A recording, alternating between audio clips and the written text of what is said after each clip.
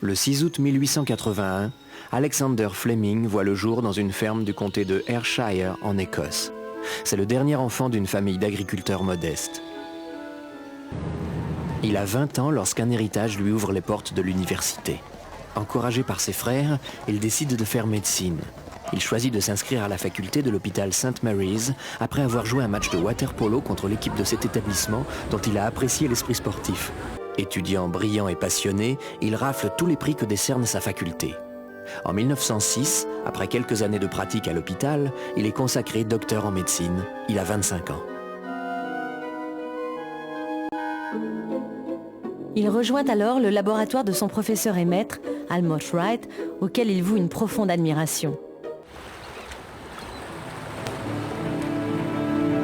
En 1914, lorsque la guerre éclate, Wright et Fleming, tous deux officiers de l'armée britannique, sont nommés à Boulogne-sur-Mer. Le casino a été réquisitionné pour soigner les grands blessés du front et les deux savants y sont confrontés à de graves maladies. Gangrène, tétanos, septicémie. En 1918, Fleming retourne à l'hôpital St. Mary's, au département des vaccinations dirigé par Wright. L'une de leurs missions est alors la mise au point du vaccin contre la grippe.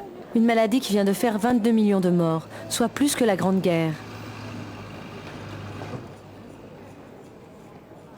En juillet 1928, Fleming ensemence plusieurs boîtes de culture organique avec des staphylocoques dorés, une bactérie particulièrement virulente. Mais il oublie de passer au préalable les plaques de culture dans l'incubateur pour détruire les germes de l'air. Il part en vacances pendant un mois. À son retour, l'une de ces plaques est recouverte de moisissures vert foncé. À sa grande surprise, Fleming constate qu'autour de ces moisissures, les staphylocoques dorés ont tous été détruits. Fleming présente cette plaque suspecte à ses collègues, mais elle ne les intrigue pas outre mesure. Il s'obstine, persiste et s'interroge. Lorsqu'il filtre les moisissures inopportunes, il constate la présence d'un champignon, le Penicillium notatum. Il note que ce champignon, au contact du staphylocoque, produit une substance qui a la propriété de le neutraliser. Il donne à cette substance le nom de pénicilline. Fleming est convaincu d'avoir fait une grande découverte. Il la publie en 1929. Un certain type de pénicillium produit une substance antibactérienne puissante. Elle peut être un antiseptique efficace contre les microbes sensibles au pénicillium. L'aventure de la pénicilline aurait pu commencer dès 1929 et éviter de nombreux décès. Mais il faudra attendre 10 ans pour que ce premier antibiotique fasse une percée décisive. Les scientifiques restent indifférents, même lorsque Fleming intervient lors d'un congrès de médecins en 1936. J'ai parlé de la pénicilline, mais j'ai manqué d'éloquence. Personne n'y a fait attention. Les sommes à engager dans cette recherche sont considérables. Et Fleming n'a pas les moyens de payer les chimistes qui auraient pu l'aider à isoler et stabiliser cette intrigante substance. Ce sont les biochimistes Florey et Chain qui parviendront à le faire en 1940 à l'Institut d'Oxford.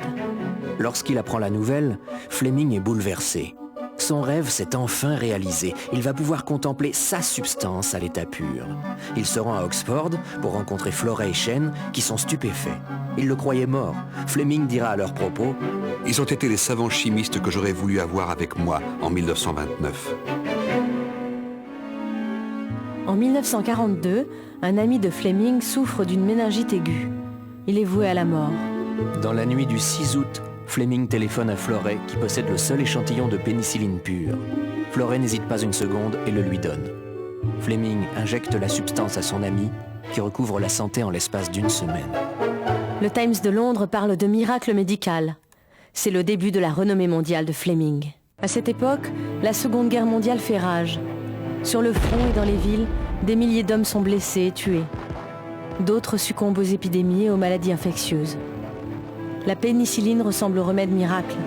Mais pour la tester à grande échelle, il en faudrait de grandes quantités, ce qui nécessiterait des investissements colossaux. L'Angleterre, engagée dans le conflit, ne peut donner les moyens nécessaires à Florey et à Chain. Les deux chimistes parviennent à convaincre les Américains. La pénicilline fait 200 guérisons en 1943, 500 en 1944. Dans les mois qui suivent la libération, seules les troupes américaines stationnées en France sont régulièrement approvisionnées. Lorsque Florey, Chain et Fleming reçoivent le prix Nobel de physiologie et de médecine en 1945, La pénicilline est considérée comme le plus grand médicament de tous les temps.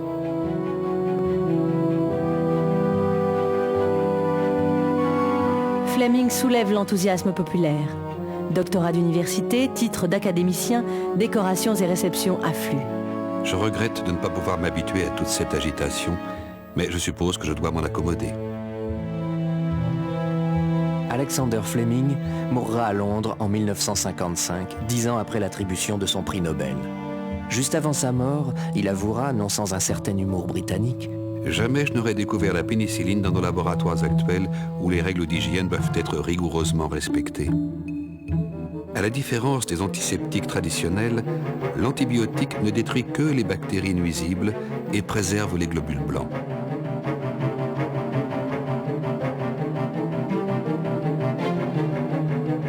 La pénicilline est donc le premier antibiotique. Dans son sillage vont naître la streptomycine, la tétracycline, le chloramphénicol et tant d'autres. La plupart des espèces bactériennes responsables de ravages épidémiques peuvent enfin être jugulées. Méningite, fièvre typhoïde, tuberculose, syphilis, sans oublier des affections aussi banales et nocives que l'angine. Les antibiotiques sont parmi les médicaments les plus vendus.